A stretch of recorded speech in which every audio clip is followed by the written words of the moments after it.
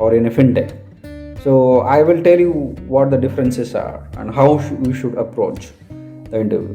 Let me first start with how you should prepare yourself if you are interviewing for a quant position in a big banks like Citibank or JP Morgan, Goldman Sachs, or consulting firms such as EY, PwC, KPMG, or Crystal, S&P, Moody's, right? So these consulting firms. The interview process in big banks and these consulting firms is pretty much the same.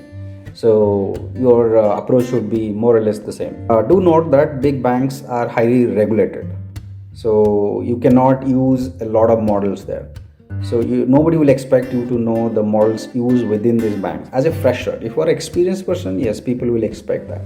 But if you are a fresher, nobody will expect you to know the internal models used within the bank. What people will expect from you is that you should be really good with the basics of modeling, such as knowing probability, statistics, time series modeling, statistical modeling like regression, logistic regression, linear regression, quantile regression.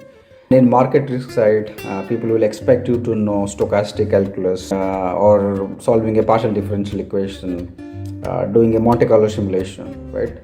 These are very basic things actually. As if you are familiar with these things, you should be able to learn any new modeling technique and do the modeling yourself or validate the model yourself. You really need to know also other things beside just modeling. For example, you need to know a bit of finance, a bit of accounting, a bit of macroeconomics.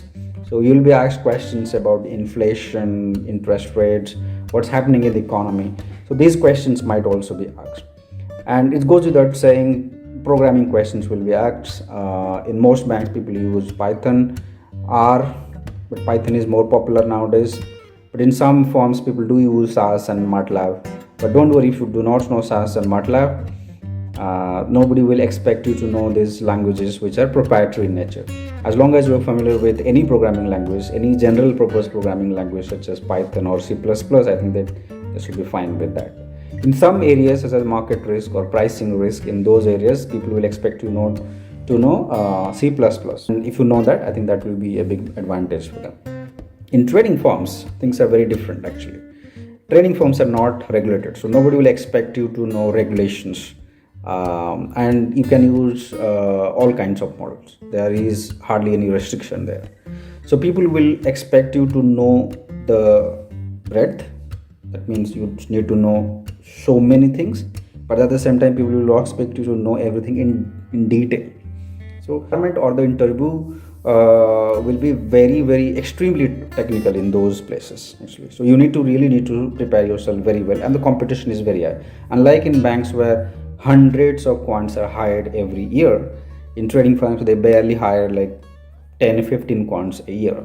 So the number of vacancies in quant trading firms is much on the lower side compared to that in big banks or consulting firms or insurance companies, right? So it is therefore way more difficult to get a job in quantitative trading firms compared to that in the big banks, right? So the bar is therefore very high, and you need to know a lot of other things beside what I have discussed. So you also need to know computer science techniques such as algorithm, data structure, very CS type of topics. In big banks, nobody will ask questions from algorithm data structure. People also could expect you to know machine learning and advanced AI. These days, these techniques are very popular in quantitative trading. You will be expected to know AI and machine learning, deep learning techniques. And in quantitative trading firms, people will expect you to know advanced level of programming.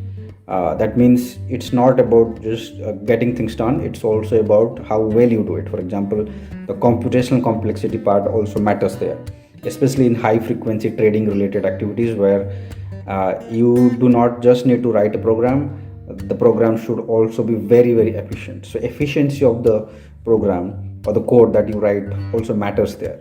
So a very theoretical level of computer science knowledge is very much needed there. So you need to know everything like finance, economics, statistics, machine learning, AI, computer science, very detailed level of coding. You get a lot of money there, right? You can go to some of these websites where quant trading jobs are advertised. For example, e-financial career is one such. You can find that in the description. You will find that for quant trading jobs in London, you can expect to make more than 200k as a fresher. How about in fintechs? It's a bit different there actually. Fintechs do not have requirement like the quant trading firms, so the bar is not that high. They will not ask you very detailed questions about machine learning or AI. Although knowledge of these techniques is very very important there, but you should be an all-rounder there, right? They will not hire you just as a quant. You need to be a quant plus a developer, quant plus a business analyst, quant plus a data scientist, quant plus a regulatory reporting guy, right? So somebody who can do a lot of things. So you will not just be doing modeling, you will also be doing data collection, you will also be doing reporting, you will be doing product management, a hell lot of other things, right? So as a fresher, what fintechs will expect from you is that beside the quantitative techniques or statistical machine learning techniques, you will also need to know the business side of things. So are you more of a business guy who can handle customer, who can talk to people from marketing, sales, and legal department, people who are really good at doing many things at the same time? I think they are the one who will be needed there. Unlike in banks where you will be hired as a specialist, you will just do one thing, modeling, right? You will not even do data collection. There will be a separate team who will do it for you, but that luxury is not there in fintechs. So you will be expected to do end to end in fintechs. So you'll be expected to know everything, but not at a very detailed level, but so breadth matters more than the depth there. Okay. And other thing important to know in fintechs, you could easily move up the ladder actually. So quants do not stay as quant for a long time, unlike in big banks where quants work as quants for like decades. In fintechs, I know many quants, they start and in few years time they are more of a product guy, they are into sales. Many of them have moved to operation or leading technical teams, development team. So the opportunities there are in ways better. There are pros and cons in everything. In big banks, jobs are more secure. Learning opportunities are good, but you will saturate after a point. After 10-15 years, you will saturate.